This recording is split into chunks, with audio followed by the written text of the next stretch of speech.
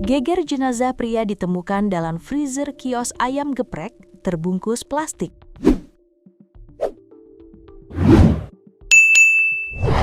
Warga di Kecamatan Serang Baru, Kabupaten Bekasi, geger atas penemuan jenazah seorang pria terbungkus plastik di tempat yang tak lazim.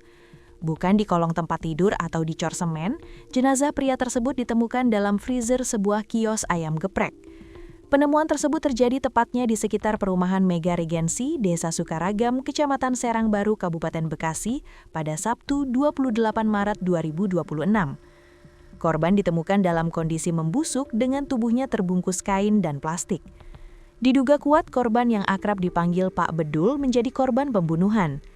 Dikutip dari tribunnews.com, informasi yang dihimpun, awalnya pemilik kios merasa ada yang janggal dengan kondisi tempat usahanya. Kecurigaan itu mendorongnya melakukan pengecekan. Namun siapa sangka, saat membuka freezer, ia justru menemukan sesosok jasad pria di dalamnya.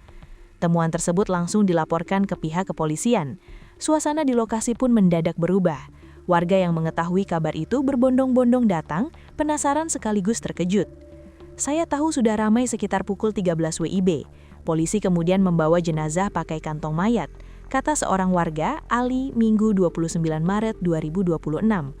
Korban merupakan pegawai di kios ayam geprek tersebut. Ia dikenal warga dengan panggilan Pak Bedul. Sosoknya bukan orang asing di lingkungan itu. Sehari-hari ia dikenal ramah, mudah bergaul, dan kerap menyapa warga yang melintas. Orangnya baik, sering ngobrol sama warga, ujar Ali. Kesaksian serupa disampaikan warga lainnya, Elin. Ia mengaku terakhir kali melihat korban pada malam takbiran menjelang Idul Fitri. Saat itu, korban masih beraktivitas seperti biasa di depan kios. Terakhir saya lihat malam takbiran, masih di depan kios, kata Elin. Tidak ada gelagat mencurigakan, tidak ada tanda-tanda yang menunjukkan sesuatu akan terjadi. Itulah yang membuat kabar kematian korban terasa begitu mengejutkan bagi warga sekitar.